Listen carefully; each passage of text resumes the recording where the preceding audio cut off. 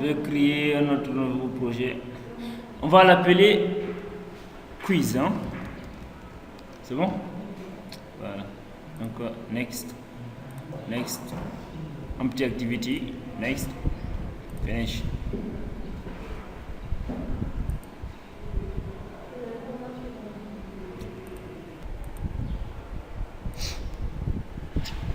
Voilà. Donc maintenant notre projet il est créé. Ce qu'on va faire, on va préparer les questionnaires, leurs options et leurs réponses. Donc nous on va prendre à titre d'exemple que 3 questions. Vous c'est 15 questions. Okay? Alors on va créer des tableaux pour ça. Chaque question, pour la catégorie questions, on va créer un tableau. Les options aussi, on crée un tableau. Les bonnes réponses aussi, on crée un tableau, on les met là-dedans. C'est bon? Allons-y. Je vais déclarer un tableau, je vais l'appeler question. Je vais dire, pour créer un tableau, on sait en code ligne, c'est quoi? C'est array of, n'est-ce pas? On ouvre les parenthèses, à l'intérieur, on va poser la première question. Ouais, choisissons des questions. On va dire oui. La Guinée, par exemple, a eu son indépendance en quelle année? C'est bon? Interrogation. Deuxième question, on va dire quoi?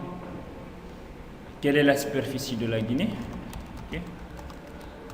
Et la superficie de la Guinée. Ok. Ensuite, ouais, troisième question, on va dire qui est le fondateur de Apple? C'est bon? C'est bon, non? Donc vous continuez jusqu'à 15 questions. Ok? Moi j'ai 3 questions. Fini. C'est bon. Maintenant on va mettre les options pour chaque question. Je vais dire bon, on va faire d'abord les réponses. Mettons les réponses. Il soit aussi un tableau array of. Oui, les réponses. La réponse pour la première question c'est quoi? C'est 1900. La deuxième question c'est. Sa réponse c'est quoi? C'est 245 857. C'est bon, oh, moi aussi je sais ça. Quoi? 245 857 km carrés. C'est bon? Voilà. Et dernièrement, c'est Steve Jobs. Et Steve avec deuxième. Steve Jobs. C'est bon? Là, on a fini de mettre les bonnes réponses pour chaque question. On va mettre maintenant les options. C'est bon? On va archiver les options. Pour la première question, array of. La Guinée a son indépendance en quelle année? On va proposer des dates. En 1958, ensuite, deuxièmement, je vais dire 1960. D'accord? Troisièmement, ok. C'est un événement. C'est un événement. 1984. Bien. 1984, ça c'est un événement. Ça risque de le faire. On va le faire perdre quoi là. C'est bon? 1984. Là on a les options pour la première question. Maintenant on va mettre les options pour la deuxième question. La superficie. Virgule. On va commencer par une mauvaise superficie. On va intervertir les numéros. Je vais dire 245 875 km². Ok. Oui, je vais dire encore combien? 254 857 km². Et enfin, on va mettre la bonne réponse. C'est bon? La bonne réponse, c'est quoi? C'est 245 857 km². C'est bon? Voilà, maintenant les options pour la dernière question. On va dire quoi? Bill Gates. Bill Gates. Virgule. Ensuite, on va mettre la bonne réponse là-bas. Steve Jobs. On va mettre quoi? Mark Zuckerberg. Mark Zuckerberg. C'est bon? C'est clair? Donc on a, voici, je vais indenter. Ça sont les options pour la première question. les options pour la deuxième question et enfin, non. Ici, les options pour la deuxième question et enfin les options pour la troisième question. C'est bon? Alors, on va faire notre design. Au niveau de notre activité principale, on a dit qu'on va programmer juste l'activité là où se passera le jeu. C'est bon? On va prendre comme conteneur le relative layout. Relative layout. C'est bon? Ok. Donc, je vais ajouter une text view. En haut, je vais mettre là-bas les questionnaires. D'accord? Là, je vais mettre ici, je dis, ici c'est les questions. Et un text view. Ici, c'est les questions. C'est bon? Donc, cette vue-là, je vais la centrer en haut, selon l'horizontale. Je vais dire quoi? Center, horizontal, true. Elle est centrée selon l'horizontale. On va augmenter sa taille. Text, size, je vais prendre 30, SP, pas mal. Bon. On va mettre les questionnaires en italique. Et les textes, style, italique. C'est bon? Alors, on va ajouter au centre les options. C'est bon? Donc là, je vais ajouter, moi je vais utiliser un radio groupe, vous allez toucher les boutons. D'accord? Un radio groupe. Ici, en largeur, je vais dire wrap content, en hauteur wrap content. À l'intérieur du radio groupe, je vais ajouter des boutons radio, okay, pour les options. Je vais dire radio bouton. Plutôt. Radio bouton. Wrap content. Si je vais ajouter un texte, je vais dire option 1. Option 1. D'accord? Voilà. Vu que c'est collé en haut, on va centrer la radio groupe. Center in parent group. Donc là, elle est centrée. On va copier-coller. Bon, les options, on va augmenter leur taille. Text size. Size. Pixel, je vais prendre combien? 18. Non, 18. SP. C'est bon. Alors, on va dupliquer les radio boutons là pour avoir trois options. CTRL-V. Donc, option 1, option 2, option. C'est bon? Ensuite, on va ajouter un gros bouton en bas ici, continuer. Voilà, donc là je viens. Après le radio group, j'ajoute un bouton, continuer. Donc, bouton, match parent, wrap content. Voilà, donc mais il est en haut, on va l'envoyer en bas. On va dire aligne parent button group. Et en bas, on va mettre un texte au niveau du bouton. Texte, je vais dire continuer. Donc je vais mettre deux flèches. C'est bon? Donc là il est là. On va augmenter la taille du texte. Allons-y. Text size. Je vais mettre 16. Ok, 16 SP. Pas mal. Ok, donc là on a fini. On va mettre un design pour le bouton. Ok, on va mettre la couleur du texte. Text color. Je vais mettre une couleur blanche. Donc Alt 3 pour la couleur blanche et FFF. C'est bon? Donc couleur de fond, je vais mettre la couleur du thème. C'est bon? Donc là je vais dire quoi? Background. Je vais dire color primary. C'est bon? Donc là je clique sur le bouton continue, je continue. C'est bon? On va juste un peu le détacher du bas pour faire savoir que c'est un bouton, il est différent de l'entête, quoi. Alors, donc pour ça, je vais venir dans mon relative layout, je vais créer des marges. Des marges, je vais juste dire margin. Non, padding plutôt. Padding, je vais dire 12 dp, pas mal. Donc là, il va créer des paddings pour tout. Padding en haut, padding à droite, padding à gauche, padding en bas. Donc il crée des marges internes. C'est bon? Voilà, là on a fini. On a besoin de programmer avec lui parce que c'est ici on va charger les questions, non? Les trois boutons aussi, également le bouton continuer. Donc ce qui veut dire quoi? Il faut les donner des identifiants. Donc on va commencer par donner un ID au premier. Je vais dire lui, c'est une text view. Donc je vais dire TV question. C'est bon? Lui aussi, j'ai besoin de programmer avec les 3 composants là. Ok? Donc là, je vais prendre le radio groupe. Je dis radio groupe. Radio groupe. Je vais dire ID. Je vais le donner en ID. R groupe RG quoi? Option. Maintenant, pour l'option 1, lui c'est un radio groupe. Je le donne un identifiant aussi également. ID. Arrobas plus ID. Je dis RB option 1. C'est bon? Je vais faire la même chose pour le reste. Option 2. Et enfin, option 3. Toi là, fais quelle heure? Tu commences à te coucher maintenant. Pas possible. Donc là, on va donner un identifiant pour le bouton continuer. Donc là, je vais dire bouton continuer. Alors là, on va le récupérer dans le contrôleur. Okay? Donc là, on a fini avec nos contenus. Je viens à l'intérieur de mon onCreate. Ce que je vais faire, je vais récupérer tous ces composants-là, toutes ces vues-là. Je crée des variables qui vont les représenter au niveau de main activity. Donc je commence par la text view qui est là où je vais mettre les questions.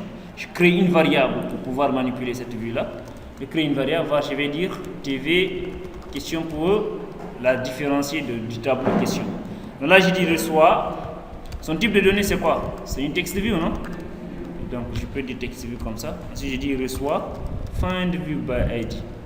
R.id id.tv question. C'est bon? Donc là, on va faire la même chose pour le radio group. Donc, deuxièmement, le radio group, on va dire radio group option. Ça, c'est la variable. Lui, il est de quel type? Radio group. C'est bon? Le radio group, je vais dire aussi find view by ID. R.id.rb option. Radio group, RG option. Maintenant, je vais récupérer les options aussi. Donc, je vais dire option 1. Bien, je vais dire OPT 1. Ça dépend de moi. Option 1. Lui, il est de quel type? Radio bouton, non? Radio bouton. Lui, je vais aussi le récupérer. C'est find view by ID. R.id.rb option 1. C'est bon? Donc pour l'option 2 aussi également, CTRL D, CTRL D. Là je vais dire ici option 2, enfin option 3, ici option 2 et ici option 3. Enfin je vais récupérer mon bouton continuer. Je vais dire va continuer. Reçoit quoi? Find view. Non, continuer de quel type? Un bouton. Donc là je vais dire maintenant find view by ID. R.id .btn continue. C'est bon? Maintenant là j'ai récupéré mes vues. Je vais charger la première question et ses propres options. C'est bon? Donc je vais charger la première question au niveau de ma TV question. Je vais charger là-bas. Donc pour ça je vais TV question. Point c'est texte. Voilà. Maintenant la première question elle est contenue dans mon tableau question. Et à la position combien? 0. Ça c'est un tableau. Le premier élément a pour indice 0. C'est bon? Donc je vais charger, je vais dire, comme première question, c'est mon tableau de questions de 0. C'est bon? On est d'accord? Donc là, j'ai chargé la première question. Je vais charger les options de la première question encore. C'est bon? Donc là, la première option serait dans OPT1. Dit OPT1. Point. C'est texte. Je vais modifier son texte. Maintenant, la première option est à quel rang? Ça se trouve dans le tableau option, non? À quelle position? 0. La deuxième option est à la position 1. La troisième option se trouve à la position 2. Pour la première question. C'est bon? Là, je vais dire OPT1, c'est texte. Je passe par mon tableau option. Option 2. La position 0. Il va charger la première option. CTRL D, CTRL D. Maintenant, pour la deuxième option, OPT2. Troisième option aussi, OPT3. Donc là, pour cela, c'est l'option 1 et l'option 2. C'est bon? On est d'accord? Ok? Là, j'ai chargé la première question qui se trouve. Ça, c'est un tableau. On a dit l'index du premier élément, c'est 0. C'est ce que j'ai fait, charger la première question. Maintenant, quelles sont les options de la première question? C'est 1960 et 1984. Et lui, il est à quelle position? 0. Position, ce qu'on a fait. C'est bon? Alors, Là, j'ai chargé la première question et ses propres options. Je vais déclencher un événement sur le bouton continue. Quand je clique sur le bouton continue, il change. N'est-ce pas? Voilà. Donc là, je vais déclencher un événement sur le bouton continue. Je vais écouter le clic de l'utilisateur. C'est on clique listener. Voilà, on clique listener à l'intérieur. C'est bon? Donc là, il faut changer de question quand il y en a. N'est-ce pas? On change de question lorsque ça reste. C'est bon? Donc là, on va regarder le tableau des questionnaires. Il faut changer ici pour notre cas là. Il y a combien de questions? 3 questions, non? Voilà, donc on change que jusqu'à 3 questions. D'accord? Et on sait avec un tableau comment récupérer le nombre d'éléments d'un tableau. Sauf qu'on va déclarer un compteur ici, okay, qui va nous permettre de changer. C'est bon? Donc là, je vais déclarer un compteur ici. Je vais dire var compteur du type int. Je vais l'initialiser à la valeur 0. Là, je vais dire à mon compteur, si mon compteur CPT est inférieur au total de questions, point size, moins 1, d'accord? Là, tu changes. Dans le cas contraire, on ne change pas. Dans le cas contraire, ça veut dire quoi? Il a fini de jouer, quoi. Dans le else, ça veut dire il a fini de jouer. C'est bon? Ici, j'augmente mon compteur CPT++. C'est clair? Je déclare ici un compteur. Ok? Je l'initialise à 0. Chaque fois que je change de question, je l'incrémente. Chaque fois que je change de question, je l'incrémente. Mais jusqu'où je dois l'incrémenter? Je dois l'incrémenter lorsqu'il doit être inférieur au total des questions. Sinon, je risquerais d'afficher et de changer par une question qui n'existe pas. Et là, ça va crasher l'application. C'est bon? Donc c'est ça. Donc on change, on incrémente ce compteur-là tant qu'il y en a de questions, tant qu'il reste de questions. Une fois que c'est fini, c'est que le jeu est terminé. C'est bon? On revient dans le else, on ouvre l'activité score. Ça s'ouvre ici, dans le else. C'est bon? Alors on va changer les questionnaires. Donc pour changer les questions, je vais copier ce code-là. CTRL-C, je vais le mettre ici. C'est bon? Sauf que ça doit être dynamique maintenant. Question 0, 0, 1, 2. C'est bon? On suivait. Résume. C'est bon? Voilà. Donc, lorsque le compteur est égal à 0, okay, pour avoir 0, c'est quoi? C'est, avec notre formule, c'est 3 fois CPT plus, seulement non? Maintenant, pour avoir 1 ici, il faut faire quoi? 3 fois CPT plus 1, n'est-ce pas? Donc, pour avoir 2, il faut faire quoi? Plus 2, n'est-ce pas? Donc comme ça, on va juste copier-coller ce qui est là. Donc ici, le 0 là, on le remplace par quoi? CPT. C'est bon? Parce que c'est lui qui change. Donc là, on a juste qu'à copier-coller. Ça, c'est bon? CTRL V. C'est bon? Ça respecte maintenant. C'est bon? Donc là, on va changer de question, Maintenant, ce qu'on va faire, on va voir s'il a trouvé la bonne réponse ou pas. Ok? Donc c'est ce qu'on va faire maintenant. Pour faire ça, je vais récupérer la réponse de l'utilisateur. C'est-à-dire que quand il clique sur continuer, c'est à cette position-là. Quand je clique sur continuer, c'est là-bas que je vais checker s'il a trouvé la bonne réponse ou pas. C'est bon? Si c'est la bonne réponse qu'il a sélectionnée, j'augmente son score. D'accord? Ou sinon, je laisse le score intact. On a parlé de score. Je vais déclarer une variable où on va mettre le score. Je vais dire score, deux points de type, et tu vas initialiser son score à 0. C'est bon? Si vous voulez le score, vous pouvez mettre de l'argent là-bas. Hein? 100 francs, 200 francs. Ou bien 1 million, je sais pas, un truc. Quoi? Bon, j'ai déjà dit ça. Je ne veux pas trop parler. Là maintenant, on va récupérer la réponse courante de l'utilisateur.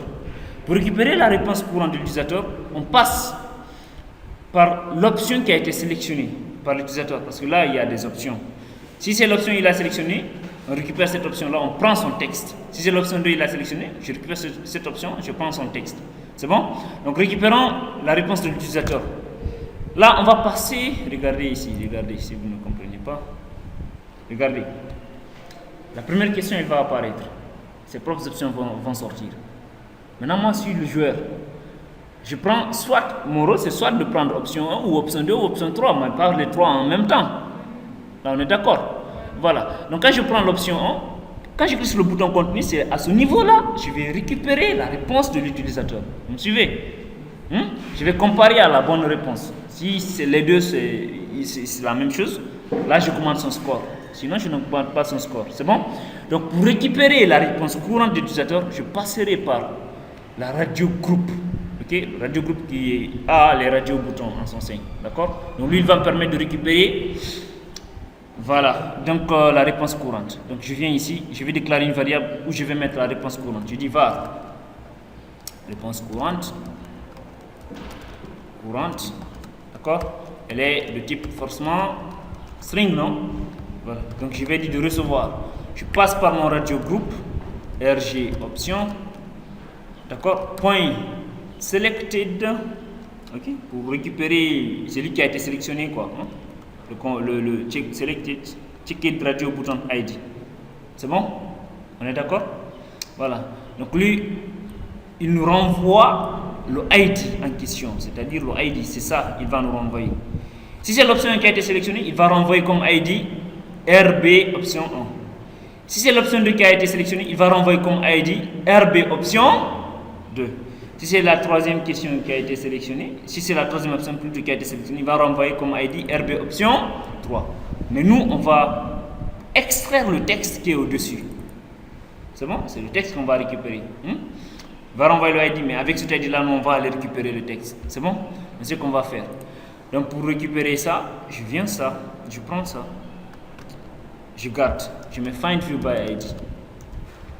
Ok? Ici, le type de données, ce qui serait retourné, c'est des radios boutons. Voilà, donc je dis radio bouton. C'est bon? Donc je mets à l'intérieur le ID en question.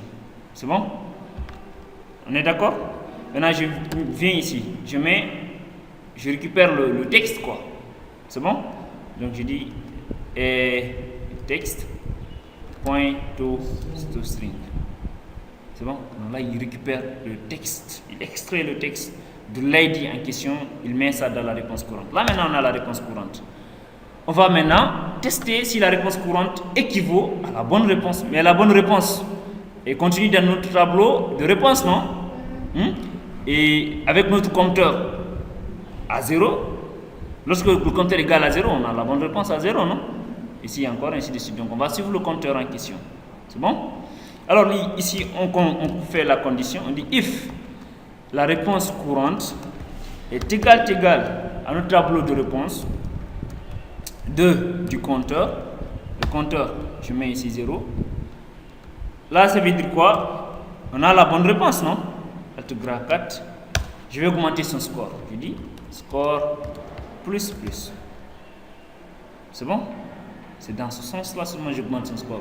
Sinon, c'est à moi de voir. Je lui dis, pap, vous avez raté. Et else? Plus, non, c'est seulement départ. Hein? C'est à vous de voir. Si vous voulez vous augmenter 100, c'est vous qui voulez, c'est vous qui savez, quoi. Donc là, je vais juste, de toutes les façons, je vais afficher en toast. Je vais dire ici en toast.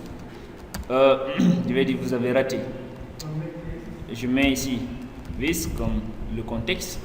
Je mets ici raté, par exemple. Une virgule. Ici je mets la durée, non? Toast.length short. Enfin j'affiche mon toast.show. Alors là par exemple, pour dire que l'utilisateur il a trouvé, on va dire bien joué, on va dire vous avez plus, je vais dire plus, je vais mettre son score, plus score point. Je vais lui dire pour surveiller quoi, qu'il a trouvé, qu'il a combien de points. Vous avez, je vais dire par exemple, vous avez. Oui, on a déjà déclaré ça. Je vais dire vous avez plus score point. Plus 2 points, plus 3 points, plus 4 points, ainsi de suite. C'est bon? Maintenant, à la fin, ici, dans le else qui est là, ça veut dire quoi? Fin de jeu. Il a fini de jouer. Donc, vous, ce que vous savez, ce que vous devez faire, c'est d'ouvrir une activité de score là-bas. Donc là, je vais dire quoi? Fin de jeu. Et c'est fini, j'exécute mon application. Ouais,